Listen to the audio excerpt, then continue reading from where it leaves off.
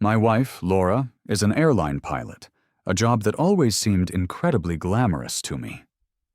The airline she worked for offered its employees a rather generous perk, a free domestic family travel ticket each year. It was a benefit I'd heard about, but even after 5 years of marriage, had never once taken advantage of. Whenever I brought it up, Laura would casually mention that she had given it to one of her colleagues who needed it more than we did, a gesture that I always found to be incredibly kind and selfless.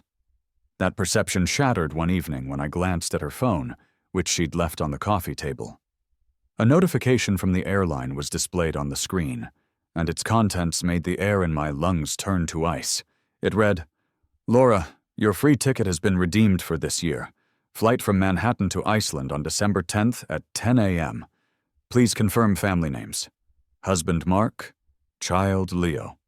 I stared at the words, reading them over and over, but they refused to make any sense. A different husband? A child? The shock was a physical blow, knocking the wind out of me. Laura had another family. The future we had planned together. The promises we had made to grow old side by side. All of it crumbled and turned to dust in that single, devastating moment. The entire foundation of our 5-year marriage was a lie. My first coherent thought was to escape. I picked up my own phone, my hands trembling, and dialed my colleague, Sarah. "Sarah," I said, my voice sounding distant and strange to my own ears. "About that research project you offered me. I'm ready to join. I'll see you in a week." And just like that, I set the wheels in motion. A week later, Laura would fly across the world for her secret vacation. But she would never see me again.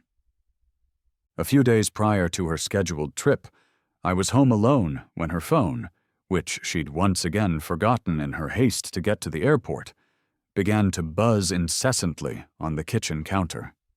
"Honey, what time are you coming home?" One message read. "Our son and I are waiting for you to have dinner. It's Leo's 3rd birthday today. Don't forget to buy him a gift." My blood ran cold as I read the words. Manhattan, one of Laura's most frequent destinations for work, wasn't just a layover city. It was where she had a second home, a second life, a life that included a son who was celebrating his 3rd birthday on this very day. The line from the airline notification echoed in my head. Husband Mark? Child Leo? It felt like a sledgehammer striking my skull repeatedly, leaving me dizzy, disoriented, and utterly unable to process the magnitude of her betrayal. Just then, my own phone rang. It was Laura. "David, honey," she said, her voice its usual cheerful and loving tone. "I'm such an idiot. I left my phone at home. I'm already at the airport, and my flight to Manhattan leaves in an hour. Could you be a doll and bring it to me? Did anyone call?" I clenched my fist so tightly my knuckles turned white. "No," I managed to say, keeping my voice steady through sheer force of will. "No calls. The phone seems to be dead, actually." I could almost hear the relief in her voice as she sighed. "Oh, okay, well, please turn it off to save the battery then. I'm so sorry to make you come all the way out here." When I arrived at the airport, Laura was waiting just before the security checkpoint. She hadn't boarded yet. She walked over quickly, a brilliant smile on her face, and took the phone from my hand before planting a kiss on my cheek. "Love you," she said. Dressed in her crisp pilot's uniform, she looked absolutely stunning. It occurred to me then that she always put extra effort into her appearance before a flight, a little more makeup, her hair styled perfectly. She was even wearing a perfume I didn't recognize, one she hadn't put on before leaving the house. It must be for her Manhattan husband, I thought, with a fresh wave of nausea. I instinctively turned my head away from her. "Your perfume is a little strong," I said, my voice flat. She paused, a flicker of confusion in her eyes, and was about to say something when one of her colleagues spotted us and laughed. Look at Laura and David. Still so sweet after all these years of marriage." Laura's professional smile snapped back into place. She laughed and wrapped an arm around my shoulders, pulling me close. Go on," she said to her friends. "You can all envy me for having such a wonderful husband. Hurry up and get married yourselves." I forced a smile onto my own face and gently stepped back from her embrace. "You'd better get going," I said. "I'm heading back." As a final act in this twisted play, I reached out and adjusted the collar of her uniform. "My wife is so beautiful," I joked, the words tasting like ash in my mouth. "Don't let any of those wild men in Manhattan steal you away from me." She playfully pinched my nose. "Don't you worry," she chirped. "One of you is more than enough to handle." As she turned to walk through the security gate with her crew, my smile froze and then collapsed. "Really?" I wanted to scream after her. "Am I enough? What about Mark?" I stood motionless in the bustling terminal, watching the plane that would carry her to her other family taxi down the runway and take off into the sky. Once it was out of sight, I pulled out my own phone and, with a deep breath, logged into her social media account. I felt a pang of guilt, remembering the implicit trust we had shared over the years. We never checked each other's phones. She had casually given me her passwords long ago, certain I would never snoop. But that trust was built on a foundation of love. And now that I knew the love was a lie, all bets were off. The first thing I saw was her list of top chats. The profile picture at the very top was labeled husband. It wasn't me. It was a smiling, handsome man I now knew was Mark. I clicked on his profile and was greeted by a family photo. There was Laura, beaming, with a charming man holding a little boy who had her same eyes and nose. A memory surfaced, sharp and painful. Shortly after we were married, I had brought up the idea of having children. I remember how she'd responded, her voice full of sweet concern. "Oh, David, having a baby will completely ruin my figure. And the pain of childbirth. Wouldn't you hate to see me hurt? Let's not have kids for a while. I want all of your love, just for myself." It had sounded so romantic at the time, so loving. Now I saw it for what it was. Poison wrapped in sugar. She didn't want to ruin her figure for me, and she certainly didn't want my child. She already had one with someone else. Her chat history with Mark was a novel of affection and domesticity. "Honey, I'll be home Wednesday night at 10. I'm craving your usual soup," one of her messages read. Mark's reply came moments later. "The soup's already in the pot, and I'm already in bed." The Monday after that, she had reminded him, "Don't forget Leo's kindergarten sports day." His own social media page was a curated gallery of their happy family moments. Photos from sports days, romantic dinners, and sun-drenched beach trips.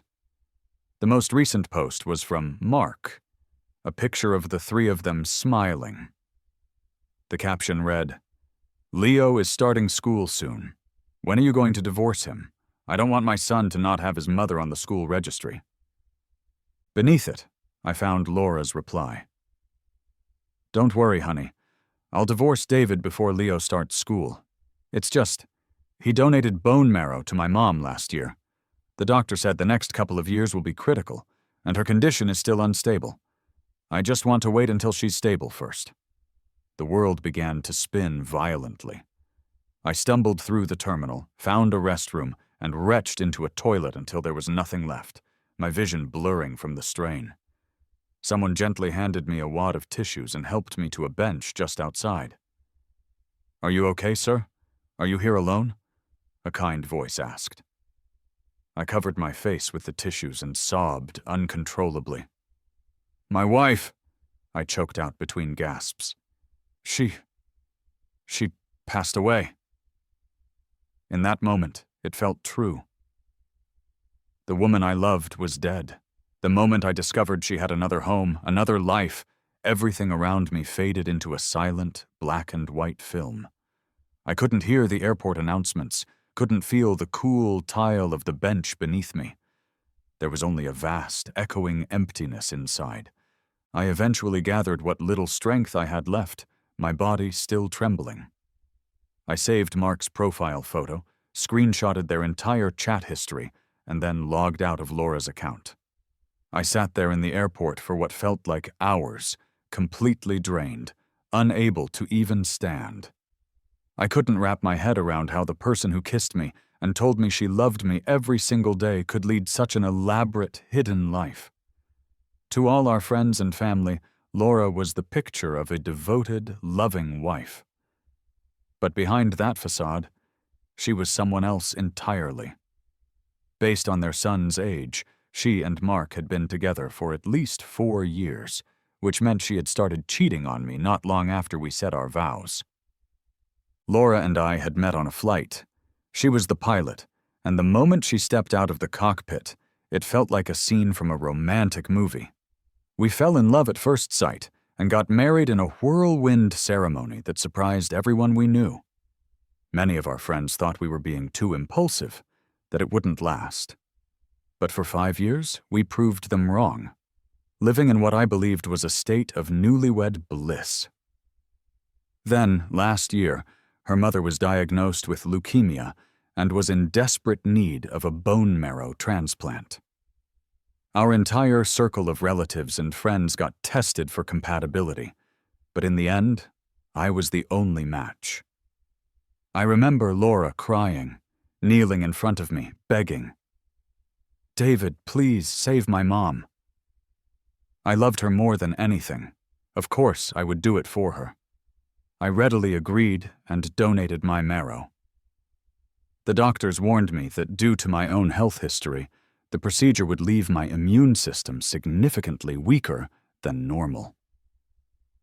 When I woke up from the surgery, Laura was there, having just gotten off a plane and rushed straight to the hospital. She held my hand, her face pressed against my palm, tears streaming down her cheeks. "David," she whispered, "marrying you is the luckiest thing that has ever happened to me. I swear I'll be good to you for the rest of my life. I will never let you down." It seems now that the truth behind that deeply emotional scene was that she had just crawled out of Mark's bed and flown back to put on a show for her other husband. She hadn't chosen to divorce me yet because I still had value. Her mother's illness could relapse at any time, and they needed a convenient, pre-approved bone marrow bank close by. I don't know how I managed to drive myself home. I just sat in the dark, silent house until my phone rang, shattering the quiet. It was Laura, her voice sounding so sweet and soft from 1,000 miles away. "Honey, I just landed in Manhattan. Don't forget to go to bed early and have a glass of warm milk." Then I heard it. A child's voice in the background, clear as day. "Mommy!" it chirped, followed by a gentleman's voice soothingly saying, "Leo, come to Daddy." I gripped the phone, my knuckles white. "I thought I heard a kid call you Mom," I asked, my tone deliberately casual. She laughed it off, a smooth, practiced sound. "Oh, that? I just got to the hotel and was checking in. It was the child of some other guest. Okay, I'm heading to my room now. Good night, love you." After she hung up, it felt like my heart was being physically yanked from my chest. I could picture her so clearly on the other side of the country, enveloped in the warmth of her blissful family of 3. I had once dreamed that we would have a child together, a little boy or girl with Laura's big eyes and high nose, who would call us Mom and Dad and hold our hands. Now, I knew that dream was dead, and all I had left was myself. I created a new social media account and sent a friend request to Mark using a generic name. He accepted almost immediately. His update for the night was already posted. A happy family of 3. It was a collage of 9 photos showing Laura with him and their son. There was a birthday cake, beautifully wrapped gifts, a perfect portrait of a warm, enviable family life. As I scrolled down, I saw the people who had liked the post. My breath caught in my throat. Several of Laura's co-workers were among them, including the very woman who had told me at the airport just hours ago how much Laura loved me. So they all knew. Everyone knew she had another family, and I was the only one who had been kept in the dark. I felt like the world's biggest fool. How could they all watch me live this lie, so foolishly happy and completely oblivious? In a fit of rage, I hurled my phone against the wall. Why did my heart still ache for a woman capable of such cruelty? When I finally regained some semblance of composure, the sun was beginning to rise. I picked up my shattered phone and made a call. "Sarah, about your research group's offer. If I agree to join now, would it still be on the table?" I could hear Sarah practically jump for joy on the other end of the line. "David, you'll join us?" A humorless laugh escaped my lips. "Yes, I want to join. I'll see you in a week, Sarah." When Laura returned the next day, she came bearing gifts, setting a small, elegant box in front of me. "Honey, I picked out this watch just for you.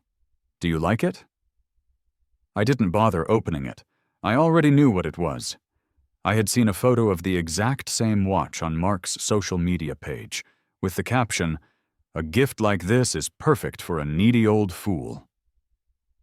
Laura opened the box herself, her face expectant. "So, do you like it?" she asked again. I glanced down. It was indeed the same watch. As she leaned in close to put it on my wrist, I spotted a small red mark just behind her ear, a hickey.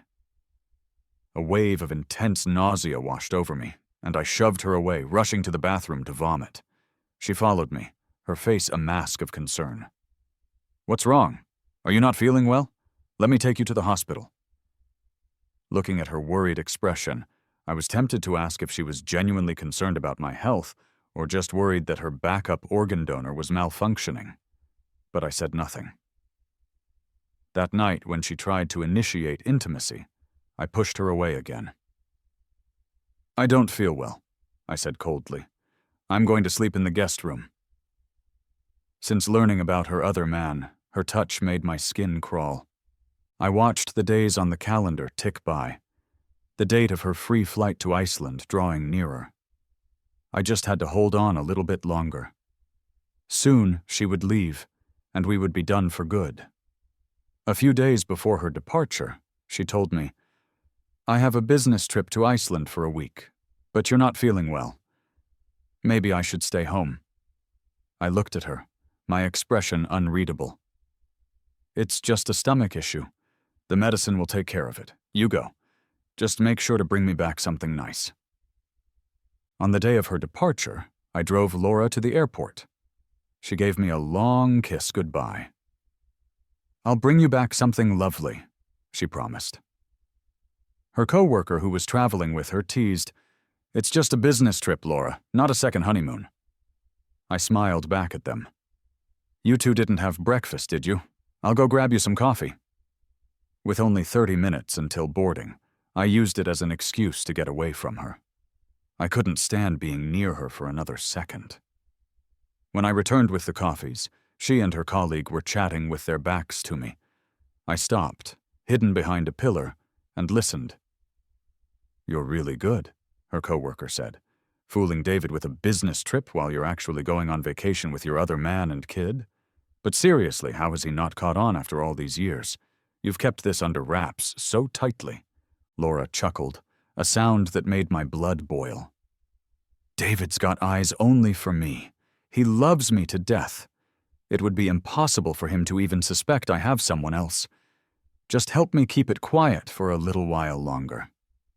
Don't forget, he did save my mom's life, and I don't want people calling me ungrateful." Her colleague laughed. "Don't you worry. We've helped you hide it for years. You can trust us. But Michael is really clueless, isn't he? His wife spends half the week with another guy, and he doesn't notice a thing. My feet felt like they were encased in cement." I dragged my heavy legs over to them, handed them the coffee, and said my goodbyes. I dropped her off at the security gate, stepped back with a polite smile, and said, "I have a surprise for you. You'll see it when you get back. Goodbye, Laura." She looked at me, puzzled, as if sensing something was off. "Why are you using my full name? What are you up to now?" she asked, a hint of suspicion in her voice. "All right, well, I'll be back as soon as the trip is over. I love you." The first day after she left, I began to methodically pack my things. Just some essential clothes and important documents. Everything else was just stuff. On the second day, I called in a professional cleaning company and had them wipe away every trace of my existence from that house. The third day, it was as if I had never lived there at all. That afternoon, I gathered all of our photos, including our wedding pictures, into a large metal basin in the yard. I set them on fire and watched them burn until nothing remained but a pile of gray ash, which I then scattered under the rose bushes as fertilizer. On the fourth day, I printed out every single picture of Mark, Laura, and their son from his social media page. I plastered them on every single wall in the house. Every room, every hallway was covered in smiling photos of their happy little family of 3. On the fifth day, I had my lawyer, Ben, draft a divorce agreement. I signed it, added my fingerprint, and left it on the coffee table in the living room, the most noticeable spot in the house. On the sixth day, I left the house key on the counter, grabbed my luggage, and closed the front door behind me for the last time. Sarah was waiting outside to pick me up. Our entire research team had booked rooms at a hotel near the airport, as we were all heading out together the next morning. In my hotel room that night, I added Mark as a contact on my phone.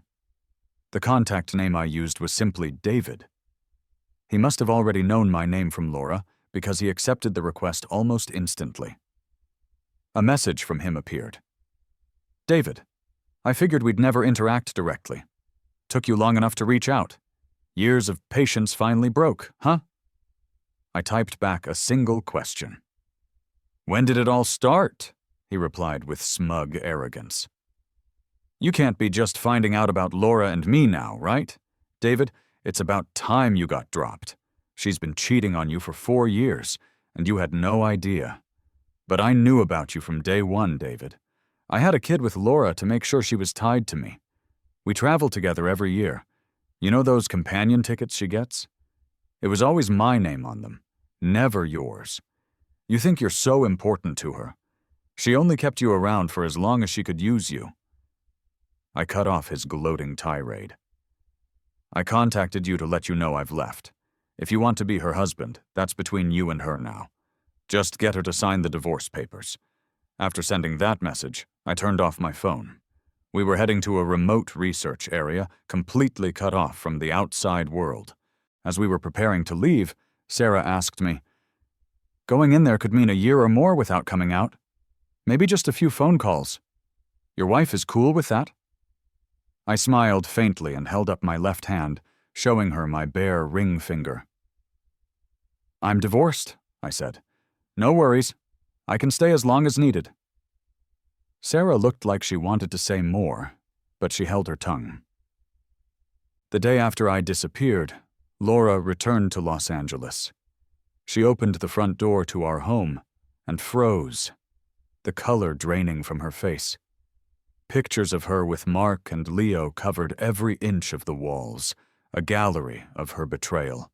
She took a stumbling step back, her voice shaking as she called out my name. "David! David!" But no one answered. Only her own voice echoed through the eerily empty rooms. She ran frantically through the house, discovering that all of my things were gone. My clothes, my shoes, even my toothbrush and hairbrush had vanished as if I were a ghost who had never lived there. Trembling, she peeled one of the photos off the wall.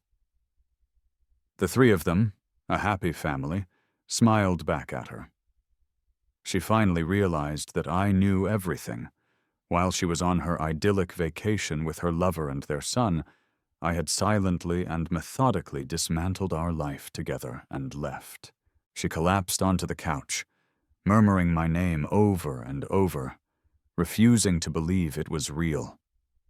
She tried calling me, but my phone was off. Then, she saw the divorce papers and my wedding ring on the coffee table, along with a short note. "Laura, once you've signed, give this to Ben, the lawyer. He'll handle the rest." She immediately phoned Ben, demanding to know where I was. Ben calmly replied, "Laura, where David is doesn't matter anymore. He doesn't want to see you. Did you really think you could cheat on him for years and he would just pine after you?" "I need to explain. It's not like that," she insisted desperately. Ben's voice was cold. "David wanted you to know that if you refuse to sign the divorce papers, he is prepared to sue. Adultery, with a child as proof, is clear grounds for a much heavier case against you, depending on how we decide to prove paternity. As his lawyer, I will handle all the proceedings. And personally, Laura, I have to say, you've got some nerve." Desperate, Laura kept trying to call me, but I was unreachable, as if I had vanished from the face of the earth. She even went to my parents' house, but my mother, her eyes red with tears and anger, chased her away. "Get out!" she screamed from the doorway. "My son wouldn't have run away if you hadn't cheated on him. Was he not good enough for you and your family? He sacrificed his own health for yours, and you repay him by having another man's child? You're shameless!" She slammed the door in Laura's face. "Never come back here, you hear me?" Outside, the neighbors, who had watched me grow up, gathered and murmured amongst themselves. "That's David's wife. She cheated. Has a kid with another man. Disgusting. David gave her everything. Even saved her mom." Laura left in a hurry, their angry shouts following her down the street. She tried asking my friends where I might have gone, and finally one of them told her that I had joined a confidential research team and wouldn't be back for at least a year, maybe 2. Confidential basically meant that unless I chose to contact her, she could forget about ever finding me. I threw myself into my research, working day and night, and the feeling of focus and purpose was incredible. A year passed. Sarah eventually came to me, worried. "You don't have to work this hard, David. We get a vacation once a year. You should go explore, or at least visit your parents. They haven't seen you in a year and must be worried sick. Go home for a visit." I returned to civilization, and the moment I was in an area with a signal and turned my phone on, it was flooded with a year's worth of missed calls and messages. Almost all of them were from Laura. Since she couldn't reach me by phone, she had sent a barrage of frantic texts. "David, I'm so sorry. Can you please give me a chance to explain? I really do love you. I messed up. Can you forgive me? I was drunk. I didn't cheat on purpose. David, where are you? Please come home. Yell at me, curse at me, just don't ignore me. I'm sorry, I didn't think Mark would be so ineffective." A whole year had passed, and she still hadn't signed the divorce papers. I blocked her number. I didn't want to see another word from her. I called Ben, who confirmed she hadn't signed. "But," he said, "when your work is done, after 2 years of separation, you can still get divorced by default." I went back to my parents' house, not expecting Laura to be lying in wait for me outside the neighborhood. The moment she saw me, she rushed up, her eyes wild and red-rimmed. "Where did you go?" she cried, reaching for me. I stepped back, dodging her touch. "Laura, where I went is no longer your concern," she insisted, her voice cracking. "You're my husband. How can it not matter where you go?" I looked at her with pure mockery. "I'm your husband, so where you go matters to me. What about those weekly trips to Manhattan for 4 years? Did you ever think if that mattered to me? Having a child with another man, did that matter to me? We're getting a divorce now, and suddenly my whereabouts matter? Laura, your view of the world is incredibly two-faced. Can you please show some shame?" She looked uncertain. "I was wrong," she whispered. "Can you forgive me?" I almost laughed out loud at the absurdity. "Susan, you still haven't figured it out, have you? The only reason I didn't charge you with bigamy is because I find the thought of you utterly disgusting. I don't even want to look at you, let alone have any more entanglement with you, so you had better sign those divorce papers quickly. Otherwise, we will meet in court, and I promise you, it won't be simple." Then she grabbed my arm, her grip like a vice. "No! I won't divorce you. You have no idea how I've searched for you all year. I'm going crazy. You know how much I care about you, David. No one else can ever replace you. I made a mistake. Please don't leave me. Forgive me, I'm begging you. It was just a moment of madness with him. Think about our past. You still love me, right? I spent this entire year thinking only about you, regretting everything. You once said you'd never leave me, that you'd always love me. You know how much I love you. With them, it's only duty. There's no love." I shook her hand off me. "So what are you saying? We don't get a divorce, and you just carry on with a flag at home and your colors flying outside? And what about your son? You don't want him anymore?" She murmured, "I swear I'll cut all ties with them.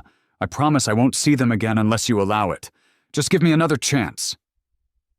Suddenly, a bag hit her from behind. "Laura, what are you saying? You're dumping us?" It was Mark, holding their son, Leo, by the hand. "You expect me to raise our kid alone? You promised you would divorce David and marry me. Are you changing your mind now?" Laura clearly hadn't expected them to show up. Leo clung to her leg, his little face streaked with tears.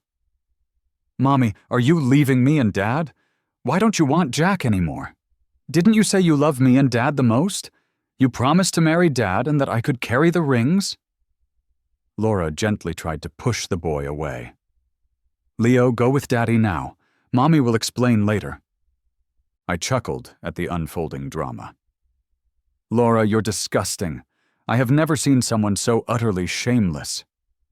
She grabbed me again, shaking her head frantically. "David, I already told him I'm breaking up with him. I won't divorce you. I won't sign. Hit me, curse me, I don't care. I won't sign." Mark yelled, "David, don't be fooled by her. She won't divorce you because her mom's leukemia came back. She needs your bone marrow again." At his words, Laura went completely still, her face turning a ghastly shade of pale. I sneered at her. "So that's it, isn't it, Laura?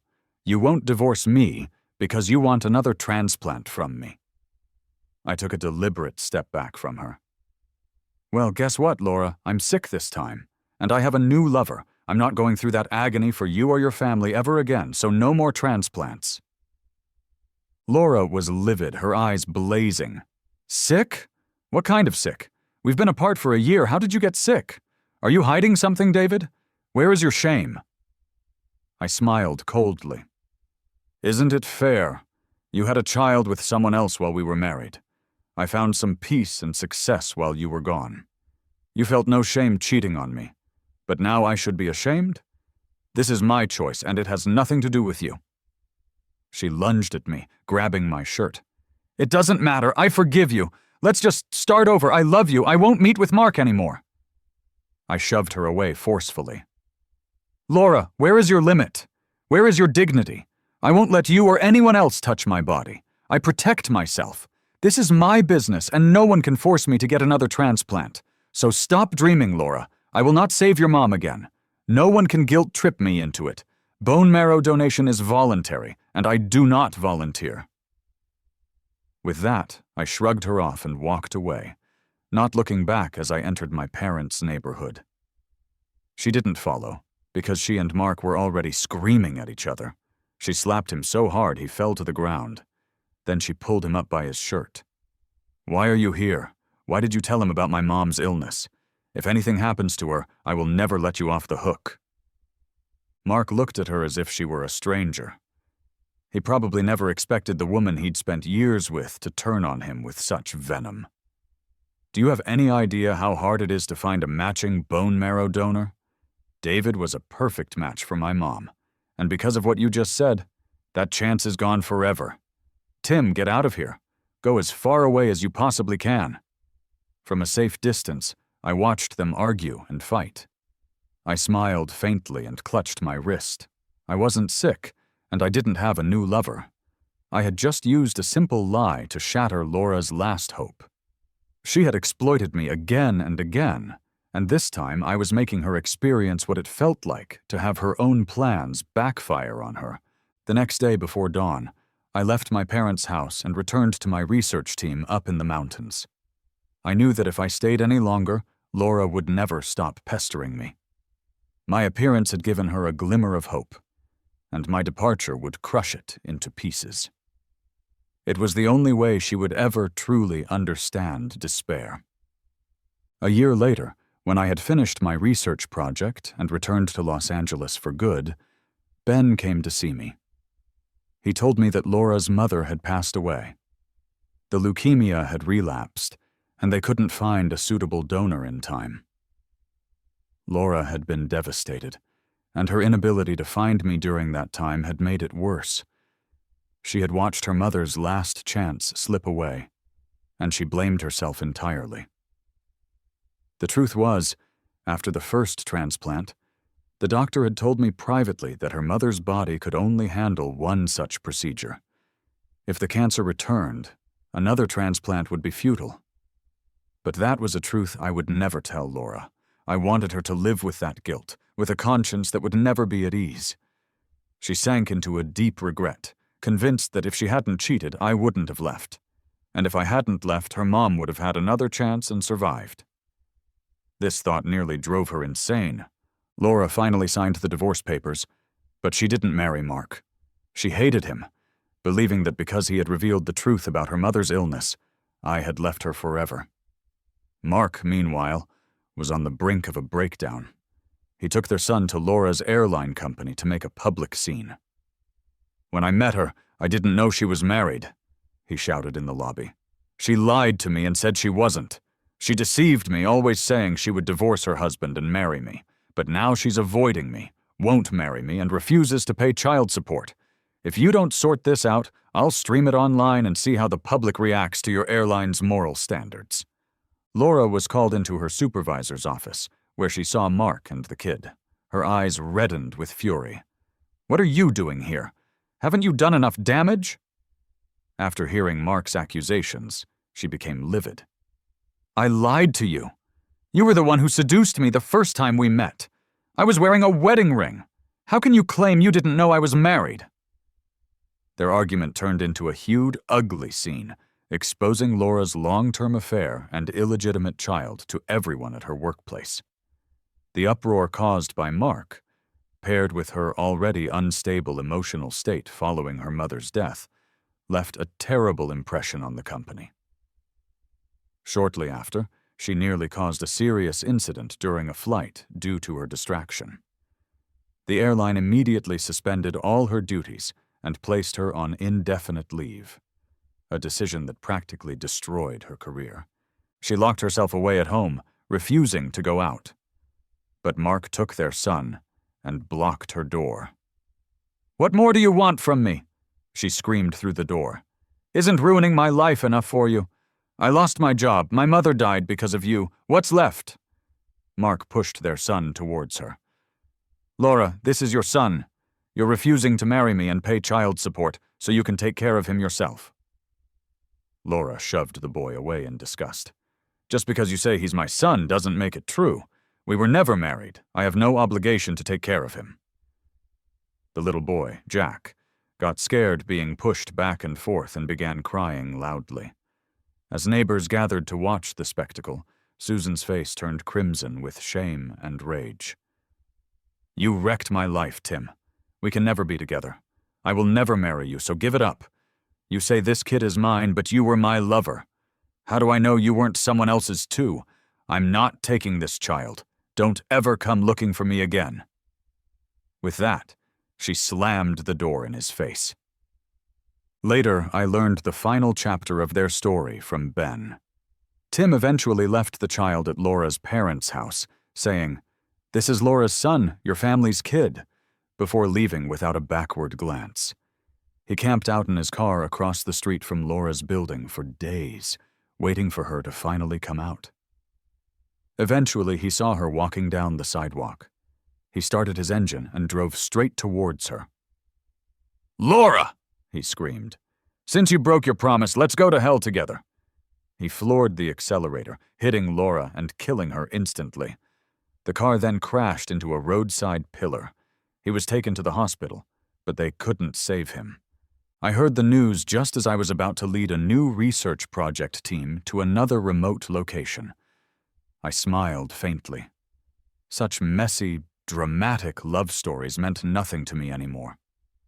With my luggage in hand, I walked towards my waiting team, ready to start a new journey and leave the ghosts of my past behind for good.